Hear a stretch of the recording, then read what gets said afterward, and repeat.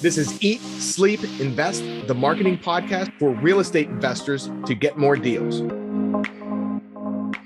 Hey, welcome back, everyone, to another episode of Eat, Sleep, and Invest. I'm your host, Bryan Driscoll, and I'm here with Sean Elliot Martin. What's going on, man? It's going well, thanks. I really appreciate you having me on. Nice. So, hey, for everyone listening, I've known Sean. How long do you think it's been? It's been a long time. It could be close to 20 years, I'm thinking. I think 15, 20 years. Yeah, I know, right? Yeah, both of us losing our hair. That's why I try to shave my beard, because the white comes through really prominently if I don't shave. Same, like right here. Yeah, you got a little bit rocking. Yeah. You're younger than I am. All right, so Sean, I'm going to do you a little injustice here, but so you're a Grandmaster martial artist. You have multiple PhDs. You're an author, couple PhDs, yeah, ghostwriter, and you do a lot of work with criminal justice and intelligence, right? I do, yeah.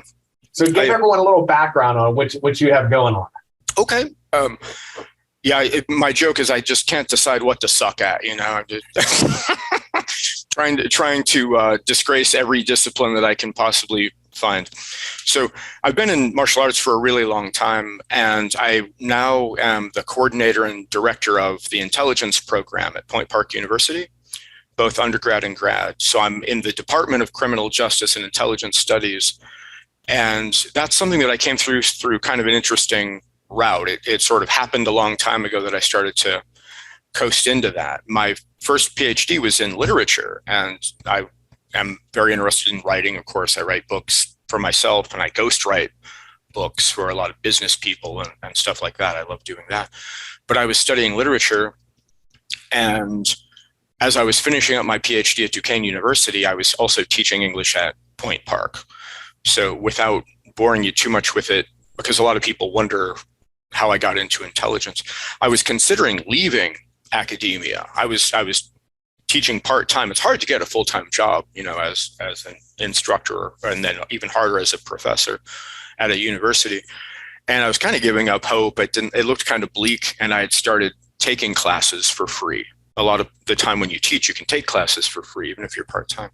So I was studying intelligence and national security, and I was thinking about trying to apply as an intelligence analyst in one of the agencies.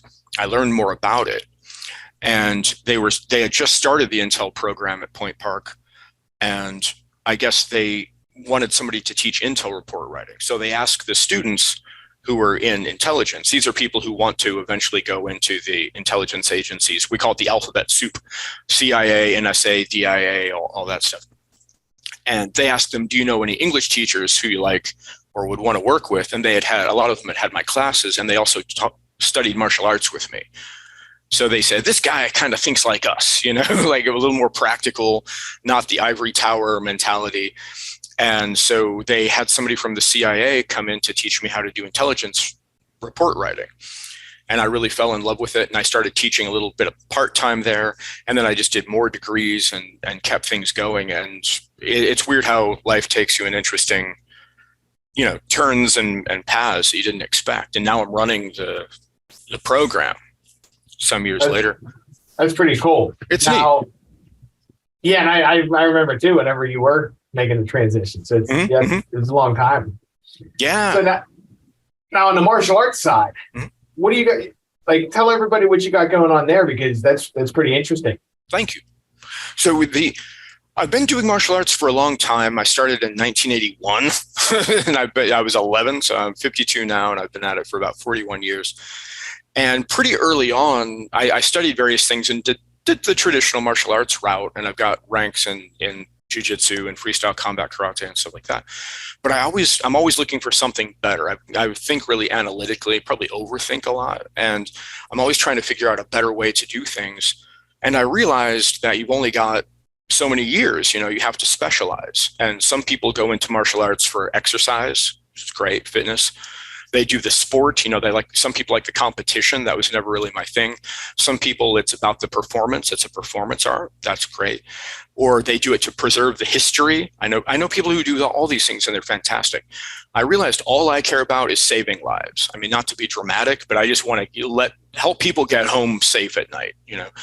So I just am constantly refining and chipping away at this. And in 2003, I was recognized as the founder of a new martial art, which I call Kage Sensu, which means shadow essence. Most of my experience is Japanese based, not all of it, but I'm more influenced by Japanese martial arts than others. So I decided to make it kind of reflect that in the name. Kage is the Japanese word for shadow, and Asensu is Japanglish. It's like it's in the Japanese dictionary, but it's based on the English word essence, shadow essence. I'm not going to bore you with the imagery, involved in the symbolism in that, but getting down to the core, of the real thing. So I realized that I just want to help real normal people. I have people who train with me for years, and of course they get really, really, really good, but not everybody wants to be a martial artist. Most people don't have time for a new hobby. They don't have time to do the stuff they've already got to do, but between work and family and all these things, but they still need these core skills. So I've got it pared down so that in 4 hours, you can learn most of what you're going to need in the most common situations. And that's that first level, and then it goes up. But I've trained people who are in their 70s, bad knees, bad backs, blind. I really love, most of the people who I train I know through my teaching at the universities, Point Park in particular. And these guys are in their 20s and they're practically indestructible, and I can sling them around all over the place and they're not going to get hurt. And, I'm not so worried about them. They're fun to train with, but not to be stereotypical. But what I really am interested in is training people. I want to train the soccer moms and the grandparents and the shy, little, small framed nerdy types. And, the people who are a vulnerable population. I'll train anybody who's interested, but I love the idea of just reducing victimization, and getting people those core skills that they need that they can take with them anywhere. Yeah. So now you train with like police officers and everything too, right? Like, so you've trained from the elite people that it's life-saving. And then you're saying now, like, reason we're talking about this too is because real estate agents or in the real estate business, you're going into homes by yourself. Yes, absolutely. Like it's really important there. So and I know because there's a lot of pressure points on like getting your ass kicked. Like I felt it because I've trained with you. That's how we met, actually. Right. Yeah. And I remember someone was training with Elizabeth. She might have been 100 pounds, was slanging Steve, which is about 6'2" around. Yeah, Steve is I assume still 6'4" and 220 without a scrap of fat on the guy. I mean, yeah, he's a monster. And then we had Jay, who was 5'8" and 280 pounds, a power lifter. And those two used to argue about who had to train with Elizabeth. It was like, screw you, I had to train with her last time, and it sucked because she was brutal. I remember she had really bony elbows. Really dug in. Yeah. Oh man, and she would just torture the guys with those. So yeah, there's something I used to exaggerate it, not intentionally, but I used to say, I think you should correct yourself all the time. There's a difference between flip-flopping and updating your information and refining, right? You should always be trying to improve. And I used to say strength is not a major factor. Muscle doesn't really matter. I've now refined that. Being bigger, I can't say that doesn't give you an advantage, but the main advantage of being big like those guys, and you too, you're a muscular guy, you can absorb damage. I mean, you can take a hit a lot better. And if you have to defend your life, it's very possible you're going to get hurt, and you want to be able to minimize damage. But some people are just born more frail. They're just smaller built. So Elizabeth is 100 pounds.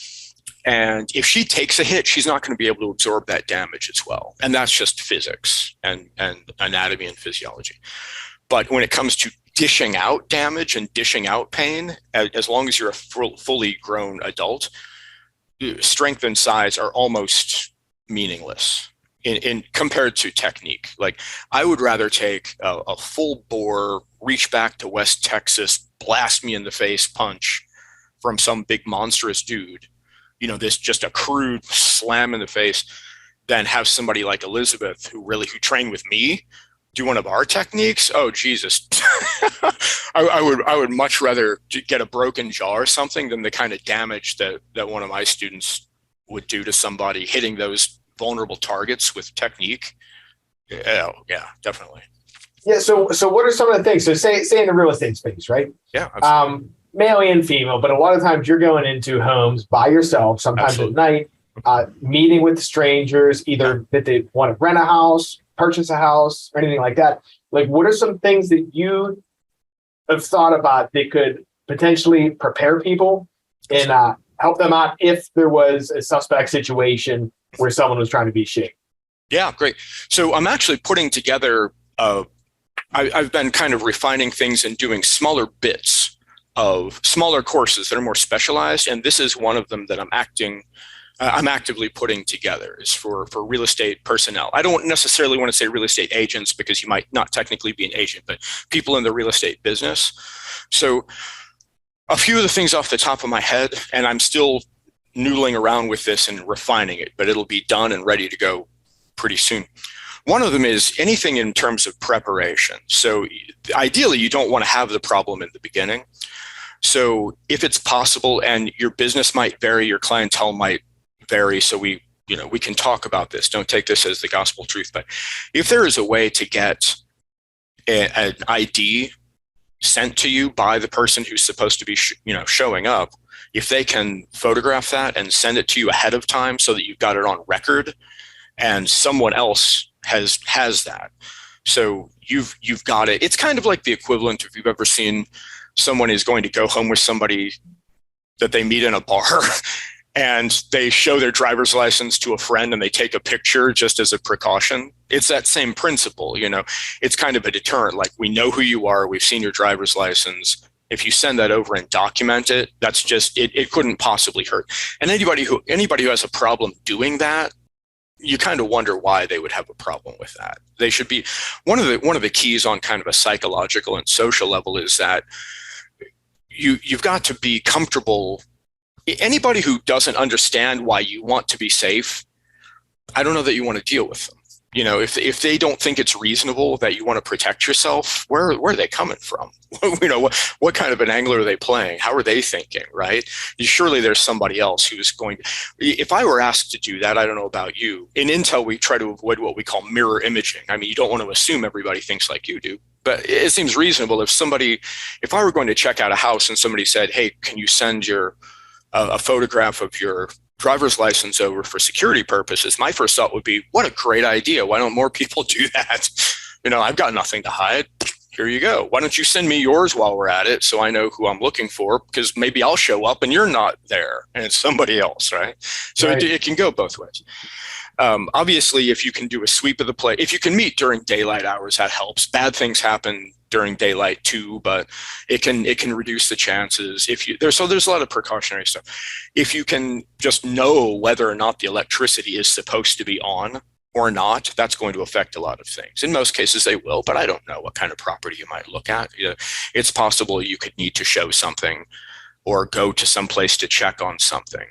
Maybe it might not even be that you're going there to meet someone, but that doesn't mean someone isn't hanging around in the property. So you might be popping in, whatever, drop off a key or check on something, and you don't think anybody will be there. But to know what you're going into in terms of whether there are going to be lights is basically what I'm getting to, because of course that'll affect it. Then there's the actual training, which we do, which is various attacks from different positions, depending on how far you want to go with it. Training to protect yourself against somebody who's armed. If you have a flashlight, I really recommend personal alarms. And I'm sorry, I should have thought to bring one and to hold up on the screen. But a personal alarm is one of the best investments you can make in your safety. And I know that sounds like a commercial. I'm not getting a kickback. I don't have any affiliation with any of these companies, but they're about that big around. You can get them on Amazon they come to about $3 a piece. I buy 10 at a time and just hand them out like candy at a parade, They're in different colors and stuff, but they actually have a flashlight built into them, most of them, which is handy. But if you pull the cord, it's just this hideous, loud, shrieking noise. And nothing is 100%, but for criminals, 99% of the time, their top priority is to not get caught. And if there's that much noise being made, and intellectually you could say, well, we're in an isolated place, maybe nobody will hear it, but that's not their first thought. Their first thought is it's loud, it's distracting, someone might hear it, and there's a good chance they're going to get the hell out of there. And it'll distract them anyway and possibly give you the upper hand. So carrying personal alarms, carrying a flashlight that you could potentially use as a weapon, carrying it in a position where it's up high, like police officers carry them. I always look, whenever I see movies and I see a police officer carrying their flashlight down low like a civilian, that always gets me. Like, I've never seen a cop carry them like that. You got it up high. It's at eye level, right? Plus, if somebody sees you carrying it that way, career criminals, part of what they study is knowing how cops act and avoiding cops. So if they see somebody walking around with their flashlight up high, there's even a small chance that they'll assume you are a police officer or someone, who has that kind of training, and it might even get them to back off. That's not a guarantee, but it's a potential bonus. But it's also in a tactical position where you're up and guarded and you can use it easier than having it down low.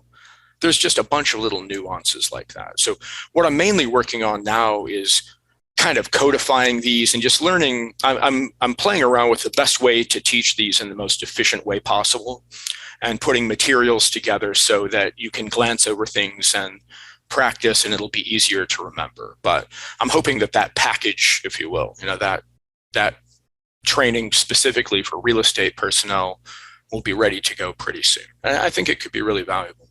Yeah, that's a good idea too. Hey, maybe shoot me over a link after the episode of one of those alarms. We'll put it in the yeah, that's a great or maybe idea. Maybe even just a couple ones, because I never thought about that. I always think, especially females going into properties, something like that could really help.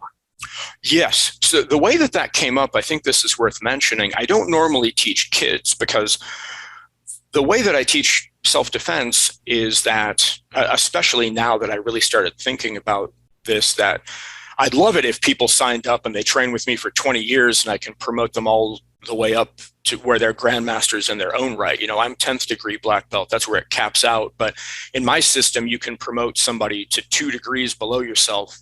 In order to promote them any higher, you have to have more than one person chime in. Does that make sense? Like, even as a 10th degree and the founder of the system, by my own rules to keep the quality high, I would love it if one day I could get train people for long enough so that, because I'm not going to be around forever and I don't want to see my system die out. I'd love to be able to pass it on.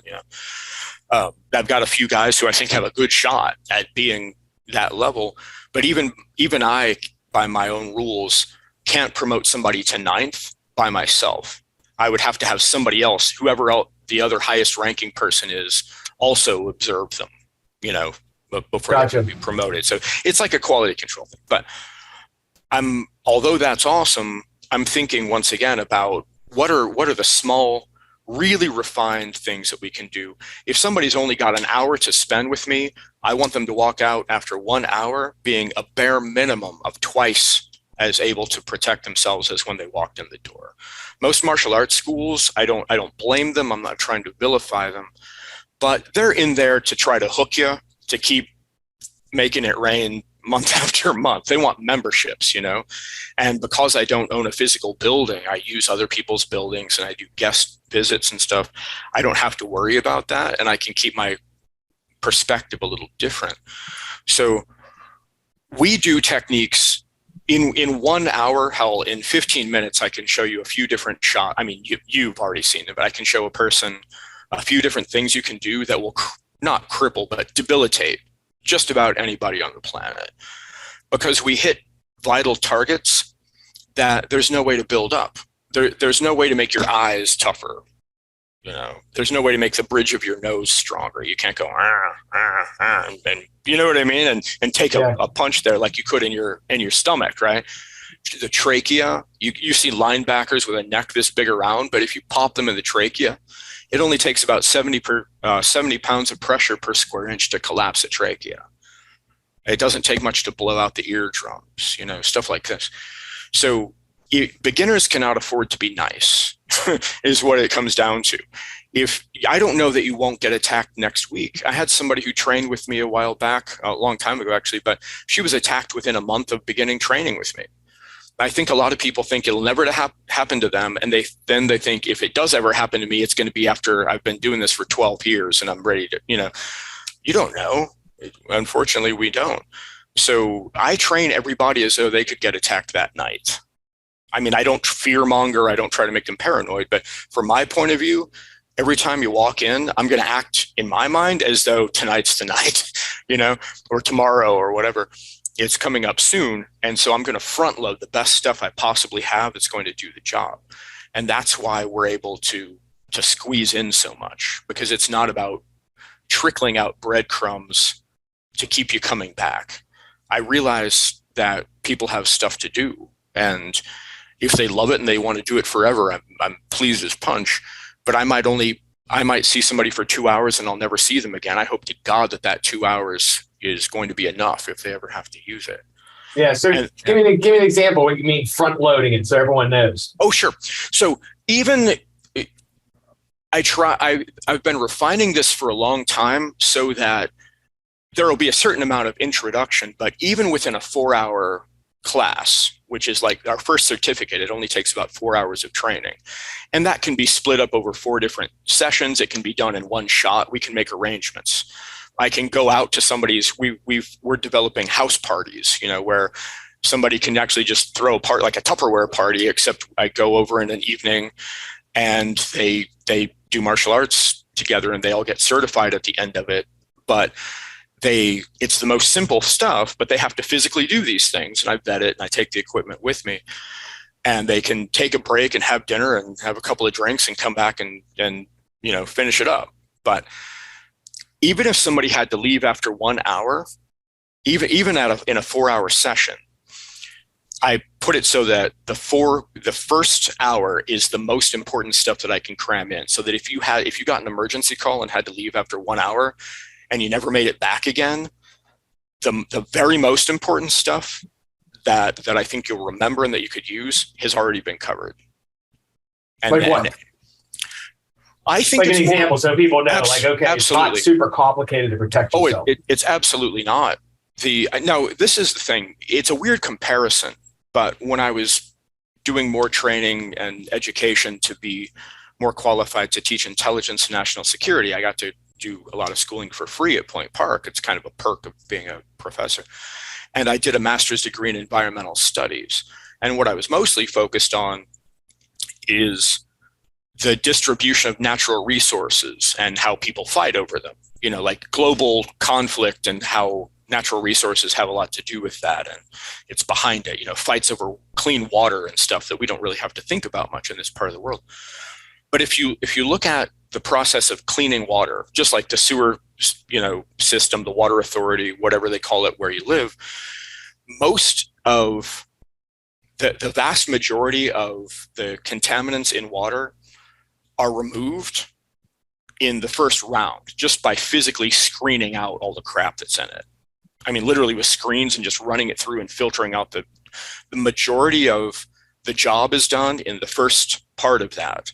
And then it goes, every step that you do, it's less needed really, but it like 90% of the junk is taken out. 90% of the problem is settled with the first round of the treatment. And then you get it to 95% and then 93%, and then you still want to get it as close as possible. That's kind of how I teach this stuff. Statistically, the things that are most likely to happen to you, you learn how to deal with in the first 4 hours of training. Does that make sense? Most of the time, if somebody's assaulted in some way, it's going to be a single, unarmed, untrained attacker. It's just a violent person who thinks that whatever, I don't know what goes through their head precisely. I mean, I study stuff like that, but it could be different. But they think that their anger or their size or their aggression or whatever is going to be enough. But in most cases, they don't have a weapon. There's not a bunch of them. They're not highly trained. They're just coming after you. They're angry or they think they can get away with it. And so that's what we focus on, and that'll solve most of your problems. Then we go to what if they do have a weapon? We go to what if they are trained? Does that make sense? Yeah. But most of what the average person needs, if God forbid something happens, most of your problems can be taken care of pretty, by a basic level of training statistically. So within that, in terms of what I call front loading, I think, and this is after much deliberation and bringing in training in psychology and all this other stuff. I'm not saying it's perfect. I'm saying I'm constantly trying to get better. And I think that's a lot more important. I'll throw a technique out like that if I don't think it's working or if I find something better. Where most martial arts are based on preserving tradition, I do not care whatsoever about tradition in this system. It's progress, right? So what I'm doing now is the first thing that you learn, other than what I call I hate acronyms and acrostics and stuff, but the MAP, as I call it. And so you look at the mentality and the what's the word? Now I forgot it myself. And the positioning, this kind of stuff. But you try to have the right preparation. I'm sorry. It's been a long day of teaching already. It's the mentality, the awareness, and the preparation. It's what I refer to. But instead of a long prelude, we get right into the targeting. So it's more important to know what to hit than to have very precise technique. And traditional martial artists hate that. I feel dirty saying it because I've had it, slammed into my brain that you have to have exactly the right technique. But if we're being realistic, if all you remember from even this video, and this is the closest thing you've ever had to self-defense training, is get your fingers in their eyes, that will take care of a lot of your problems right off the bat. And it doesn't, we have particular ways that it's especially effective to strike the eyes. There are two that we talk about in the beginning, and then there's another one that we add later. But if you practice, if you know to get your fingers in the eyes, the way that you do that might have to change on the fly, because it's never going to happen the way that you think it will. Any kind of a real attack, the chances of it happening exactly like you practice are pretty much nil, right? But if you practice in various ways, and we also talk about improvised ways that you can use different things to practice on, to strike, even if you don't have to buy equipment or anything like that. They're little tricks of things that you can hit that'll simulate things.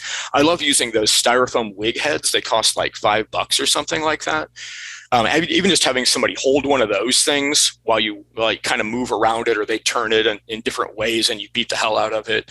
But you're trying to hit to the eyes or the nose, that can make a big difference.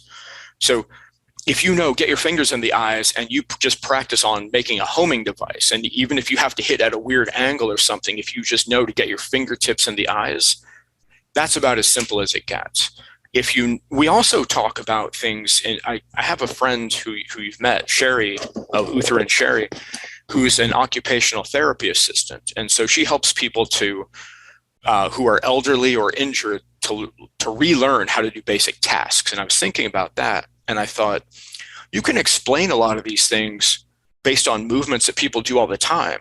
So doing a trident strike we call it grab the towel. It's like if you grab a towel off a rack, you reach out with your fingers stretched out and grab something and pull back. So you can just picture shooting your fingers into the eyes. It's just, if you can grab a towel, you can strike somebody in the eye. If you can grab a beer, have a beer, and you reach out like this, like you're grabbing a bottle, that thumb is going into the eye and the fingers are bracing on the side of the head. If you can grab have a beer, you can do a strike to the eye. If you can close the door, if you can slam the door shut by pushing like that, you can do a palm strike to the nose. See what I mean? Because they have basic things that everybody can do. Basic movements. Yeah, you don't have to be strong. You don't have to be fast. You sure as hell don't have to be flexible. I'm definitely not anymore. All of those things are nice, but in terms of protecting yourself, they're not necessary. Yeah. So yeah, I think it's so important. Anyone out there, if you get in a situation, just remember, put your fingers in their eyes. Fingertips in the eyes. If that's all that you can remember, that might even just be enough. No doubt. You know what? That could be a difference of a situation, how it turns out. Absolutely. You know our mutual buddy, you know who I'm going to refer to. We have a friend who had a crazy life for a long time and got into a lot of scrapes as a bodyguard and a bouncer. He's the only dude I know who can make the comparison. He has been both hit in the crotch with a metal baseball bat, very intentionally, which was not fun. He's also been accidentally popped in the eye with somebody's thumb. And he said out of the two, although he would do pretty much anything to get out of experiencing either of those things ever again, he said the thumb in the eye was worse, just to put it into perspective. He's the only person I know who can make that comparison. I'm sure not going to try it. Yeah, try it myself, right? Yeah, 100%. That's one of those deals where you'll just take somebody's word for it, right? Yeah. Okay, so we got that done, self-protection. And then let's talk about some writing. Yeah, definitely. So talk about, okay, so I'm a real estate investor. We deal with a lot of investors. Absolutely. And then a lot of people are renting houses, which they're going to show properties. Building credibility and things like that on the writing side. Like, what do you see on that side? Say someone wants you to come out, meet them. They don't know who you are. They just filled out a form on your site. They set an appointment for you to come out and meet them, but they're also trying to meet any other investors too. They're just looking for an offer. What are some ways that you can create credibility before you get there and when you're there? What do you recommend? Absolutely. Well, in terms of real estate, I'm not a real estate investor, but I've written 3 books for a real estate investor. And then, of course, you and I talk about it, and I'm interested in getting into that at some point. So all of my knowledge of this is secondhand. What I do have a lot of experience with is building credibility, because my main job is helping people to get careers going in the most exclusive agencies on the planet. So I've had to, a lot of it carries over. I'm not trying to overstate it or sound overconfident. I'm truly not. But if I can help students get a job with the CIA, I can probably help with a little bit of this too, I'm hoping. So in terms of building credibility, you and I have talked about this before, but it's very telling. The word authority has the word author in it, and that is not an accident. For hundreds of years, possibly thousands, the majority of people were illiterate. And while literacy obviously is a lot more common these days, there's still something in the public's mind that makes it seem like if you've written a book about it, you must be an expert. And you can say that that's BS. It could be wrong. It could be erroneous. But I do believe it's the God's honest truth. In the average person's mind, maybe not yours, if you've written a book, that's still pretty impressive. That's kind of put on a pedestal, right? The thing is, most people aren't. I really believe it's something that it's hard to say for sure, and somebody's probably done some research on it, but just from teaching writing, because I still teach writing. I've done more probably writing related college instruction than anything else in one way or the other. And I've taught thousands of students. And one of the things they have to kind of work around, is that not everybody seems to have a direct neurological link between certain areas of their brain. And just like there are people who have perfect pitch and it's just something that they can do, it doesn't make them a better person or a smarter person. It's just they've got a talent for it. Other people can jump, whatever it is. Some of us have this weird link where we can basically think and it comes straight out of us onto the keyboard or the pen. There's just a more direct pathway between our auditory centers. So most people who write very naturally, we write with our ears to a large extent. And we hear it in our head and it just comes out in that form. But it's also a skill that you can develop, or maybe it's just a natural thing where you can even switch voices. So pretty much I can listen to somebody talk and get a feel for their personality, and I just know how to write like they would write it. It's not that different from acting in a way. There are people who are very just natural actors and they're just good at it. And then when they study, they're even better at it. Acting is speaking and moving like someone else. I mean, on the most basic level, right? It's pretty much right. When you see somebody and you say they're a good actor, it means that they know they can act and move. It's an oversimplification, but they can speak and move as though they're a different person. Some writers can only write like themselves, but they're good at writing like themselves, and it works out well. But there's a separate or related but separate thing where some of us are pretty good at kind of channeling, if you will, somebody else's personality and writing as though we're that person. I think that's one of the main things that helps with ghostwriting. You see what I mean? Mm-hmm. So it's not that I consider it to be perfectly respectable to ghostwrite for someone. Yes, you're basically translating for them, but it's their ideas. So I've talked to people who are in real estate in particular, other things also, and they've got fantastic ideas and they can talk. They're very eloquent. So you're not you're not being false in acting as though they're not stealing somebody else's ideas, they're not plagiarizing. They just need a little bit of help to be able to finish this project, you know? Yeah, so you're saying like with ghostwriting, because I guess there's two ways people look at it. Number one is like, hey, I hire someone to ghostwrite for me, and that writer writes a book for me with no input from me, versus what you're talking about is you sit down with someone, have conversations, pretty much like an interview. Yeah. Get their information that they want to get out, and then you craft it into a book in a way that you can present it. Yes, absolutely. There are people who hire ghostwriters, and it's a massive job. I could do it, but it would be extremely expensive because it's so labor intensive. Somebody just wants to be an author, and there are people who are good at just generating kind of generic but very popular books, and they write the whole thing from scratch, and then they just let somebody else tack their name on it. Those are the biggest ticket items, but it's hard to get those gigs. You know what I mean? It's not something that's in high demand. What I specialize in, I don't charge as much, and it depends on how much the person can provide already. But I look at myself as a translator who just bridges that gap, you know? So there are people who it doesn't flow easily for them. They've got all these ideas. If you talk to them, if you had a transcript of what they're saying, it would be completely eloquent and rational and everything, but they just have a hard time getting it down onto the page or onto the screen. So I kind of facilitate that. But I can usually fill in, once you get a feel for how somebody thinks and how they would explain things.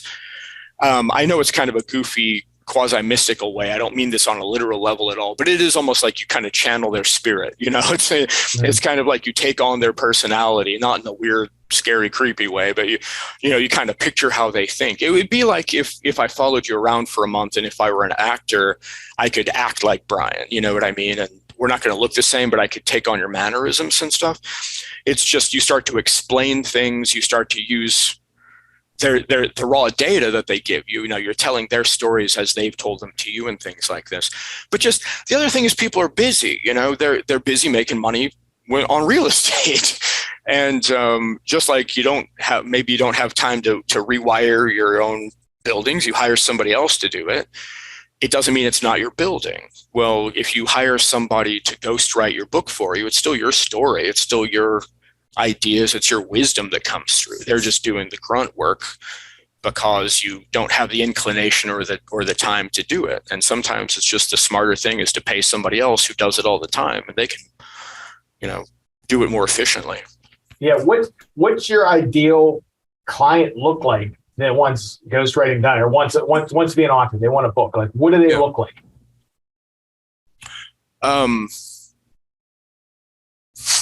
And I assume I was about to make some smart ass comments about their level of attractiveness, but I obviously know I'm not even gonna. That's low hanging fruit that I'm not gonna get to. Well, I mean, somebody who has something to say, and who's easy to work with. I mean, just being reasonable, I do have my day job, so I write very fast. It's not slapped at. It's just from years and years and years of practice. So once I know what I'm putting down there, I just fly. I mean, I'm not the fastest typist in the world, as in like dictation, but in terms of generating original content, I mean, I zip it out really quick, and that doesn't mean it's not high quality. I still revise the hell out of it, and I look over it and make sure it's okay. But I tend to write in big spurts. So I might not be able to get to something for a week or two, and then I'll bang out 50 pages or more, in a weekend or something like that. So somebody who's okay with that, if you're in a massive hurry, you need to find somebody who doesn't do anything but ghostwrite. So I need somebody with a little bit of patience, but who's still excited about the project. And I can oftentimes get things done in a few months, which is still pretty damn fast for writing, maybe 150 pages that are pretty good. Somebody, I mean, I guess if you don't have a baseline, that you just don't know if that's good or bad, but take my word for it, that's pretty fast. And then it's the revision process. So somebody who's reasonable enough that once we hash it out and they get to know my process, I'm completely transparent about how I work and what to expect. But someone who can trust me a little bit on that, you know what I mean? Because if you're not a writer, it feels weird that the time that's spent in cranking out a rough draft might be faster than the time it takes to revise it. So it might be a third of the total time that I might need. Let's just say it's 150 pages, just to pick a number. I might be able to crank out 150 pages of rough draft in that might only be a quarter of the total time, but I might need a month just to plan everything. I'm a big on outlining and planning because everything has to fit together like a puzzle. You know what I mean? You don't want redundancy.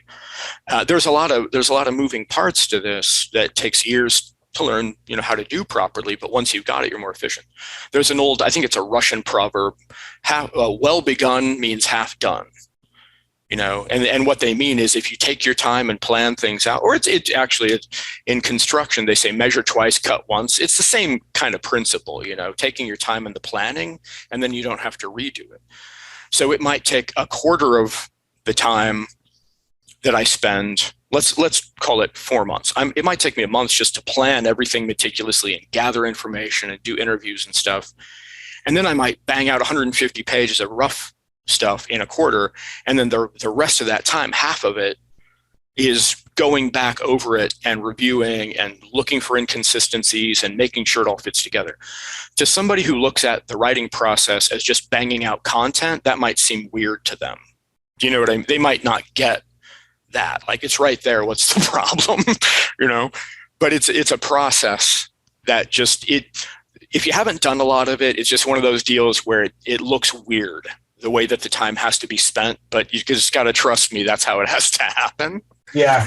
Does so that you're saying, yeah. So you're saying too, like saying your target audience and someone that's flexible. Yeah. Probably seasoned. Like, you're not looking for people that are brand new in the business just trying to put stuff out. Like somebody that's actually has something to say with credibility. Yeah, they don't know. I mean, it could be that they don't have the credibility that they deserve. So when I say credibility, it doesn't necessarily mean credentials or a certain number of sales, but they have to have enough experience that they know what they're trying to say. So there are people who love the idea of being an author just because they like the idea of the glory that they think it'll bring them. Believe me, it's not that much, but maybe it makes you feel good when you do your first book. It's great.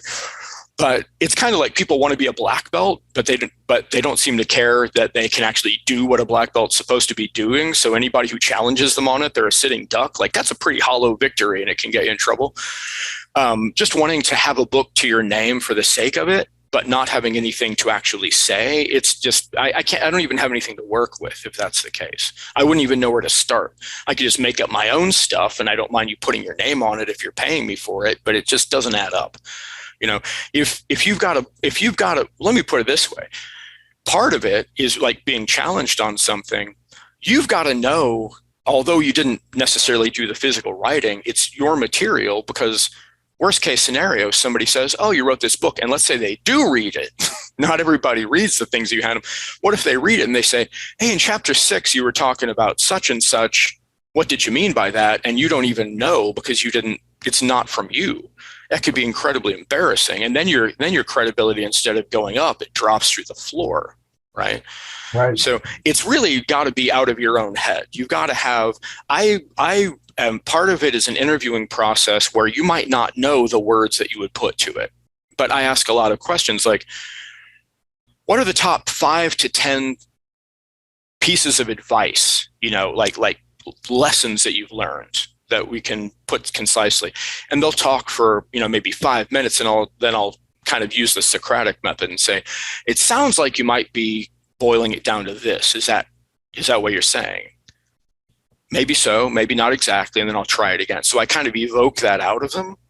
And they didn't know that they knew it, but they knew it all along, sort of deal. But now we're just putting it in a way that's digestible to somebody from the outside. And people tend to like to read their own books, and they're like, yeah, that's what I was trying to say, or I'll send a draft back to them. I mean, it's not going to be a total surprise because I run it by you. Like, is this looking okay? I keep them up on every step of the way. So I'll write a section, or I'll write the outline. No, is this what you wanted to cover? Do you have anything else to add to this? Okay, cool. This is, I banged out a chunk of this chapter. Yeah, am I on the right track? Does it sound like you? Do you want a little more humor? Do you want, And so there's kind of course correction that goes along. There's usually a good bit of back and forth. I don't need a lot of somebody's time, but just a quick little review, to see if it's on the right track. But a lot of the time people love reading it in various types, and they say, yeah, I've been saying this kind of thing all along, but now this is an even more concise way for me to say it. Or looking at this is what I've been trying to get at all along, and now I've got better words for it. So it can really be helpful, even for your own pitches and things like that. Even when you're just talking, having read the book that you helped, it's a collaboration, having somebody, I'm the person they can bounce it off of to put new words to what they've been trying to think and say and do the whole time. And then they kind of up their game in terms of even just talking about their business because they've got a better framework for it. So that's another benefit of this. Yeah. It's not just a hollow kind of thing, Yeah, and this is huge too, because I look at it as, okay, I'm going to give an offer. Somebody comes on my website and fills out a form, which they're filling out 4 other people's forms. Sure. They then book an appointment with us. Before we go, we'll send out something, say with our picture. Hey, I'm Bryan. I live in Bethel Park, born and raised. Here's some information. I have a family, all this kind of stuff. They get that ahead of time. Yep. And then when you get there, if you have a book or something that you've written that's beneficial to them, that it could be like, hey, here's some tips on how to sell your house, whether you work with us or not. Here's what I've seen in my experience. You give that to those people, all the other investors you're competing with, you're kind of on a different level. Oh, absolutely. And this even circles back to like a lot of the SEO stuff that you and I did. I mean, you're still doing it, but I used to write some SEO for you back in the day. And we always used to talk about the junk SEO is just plugging in keywords for backlinks and stuff like that. The really good stuff offers actual value, and this idea, it's kind of playing the long game, but in a very wise way, because if you're providing people with real value, they don't forget that. And it sounds cheesy, but when you always bring yourself back around to, we're dealing with real, living, breathing, thinking, feeling human beings, and not just numbers and not just code and whatever, they're going to develop an attachment, or maybe that's not the right word, but a connection with you. And they're going to appreciate that when you sincerely, you can't fake that, people can pick up on it a lot of the time, but when you can really look them in the eye, literally or figuratively, and say, look, I want you to have a good experience. I want you to get the house that you want. I'm confident enough, basically, that if I don't sell this to you, I'm going to sell it to somebody else. I'd love for you to have it, but I really want what's best for you, because it just makes the world a better place. If you can really do that and own it, you're only going to benefit from that. And having a book that actually teaches them about this is just one more way to do that. And, in most of the cases, they like the idea of transparency, the idea that you'll tell them exactly what you're going to do, or you'll tell them these secrets. They like the idea that you're willing to offer them. They still want you to do it for them. Most of the time, even if you told them exactly what to do, they'd still rather pay you to take care of it because they've got other stuff going on. But they appreciate that you're willing to provide that for them. Right. Even just things like giving people a book. Hey, here are all the different things that can go wrong. When selling your house to an investor. Yes. An investor backs out at the last minute. Here are all I was actually just reading something. Someone had it, they called it the Black Swan document. Okay. But it's like, here are all the different things and different scenarios that you have to be aware of when dealing with an investor. Here's all the things that can go wrong. You give someone that up front too. It's like, okay, I'm not trying to trick you. Here's everything that can go wrong, but here's what we're going to do to make sure that has the best chance of not happening. So it doesn't necessarily just have to be a book about you. It could be, think about from someone selling a house they just inherited. Okay, oh God. What are they dealing with? They just stumbled into this. They don't know what the hell they're doing. And you're showing that you're looking out for them. And you're even giving them a way to keep you accountable on a certain level. Because if you're taking that approach, it's basically, here's how people could screw you over. You're basically saying, let's go through the checklist and you're going to see that we're not doing any of these things. Right. I mean, so the credibility goes through the roof in a situation like that.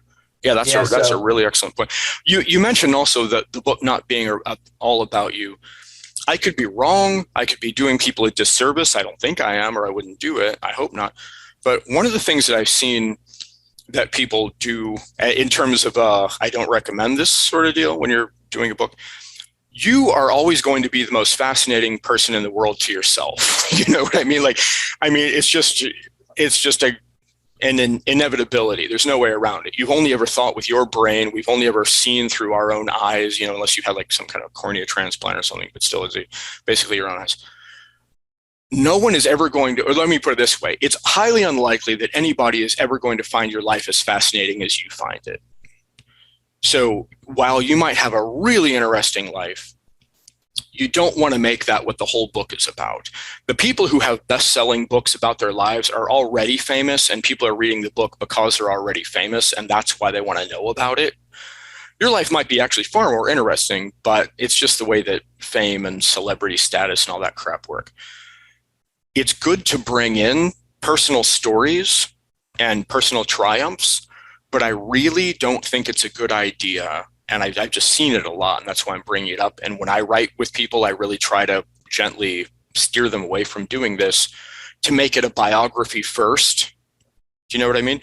Because unless they're already obsessed with you as a celebrity, highly unlikely, you know, but I mean, unless that's the case, it's about, they want to know what it's in it for them. So if you can tell them what you're trying to, if your book primarily helps them, and then as a way of helping them, as a mechanism for explaining what they need to know, you put in a personal story to illustrate the point, you're golden.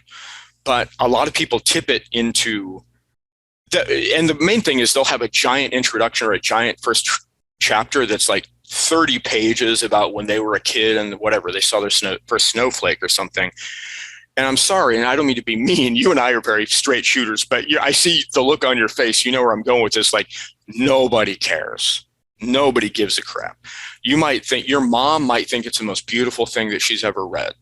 And if that's cool, if you want to pay me, I'll ghostwrite a book just to give to your mom.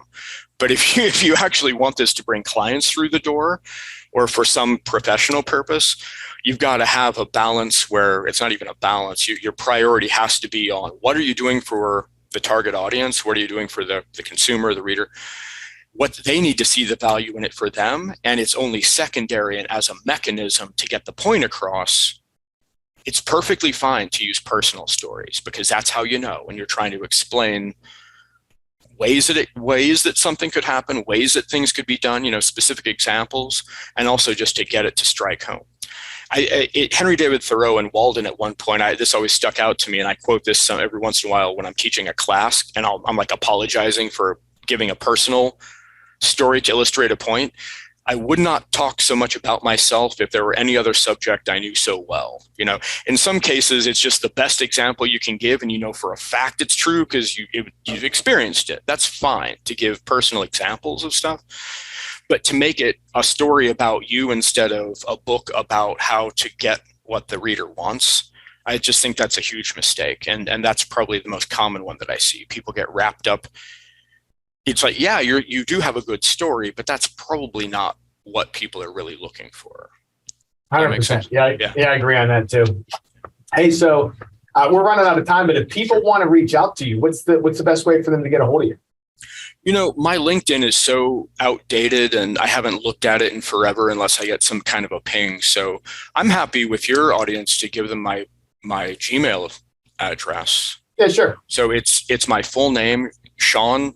I was named after Sean Connery, if that helps you remember, because he spells it S-E-A-N, the way that makes no sense whatsoever. It's Celtic. You know, we're crazy. S-E-A-N, Elliot, E-L-L-I-O-T, Martin, like Steve Martin. Sean Elliot Martin at gmail.com. And if you reference Bryan Driscoll in the subject, I'll definitely know that it's not some kind of spam or something, and I'll be happy to get back to you.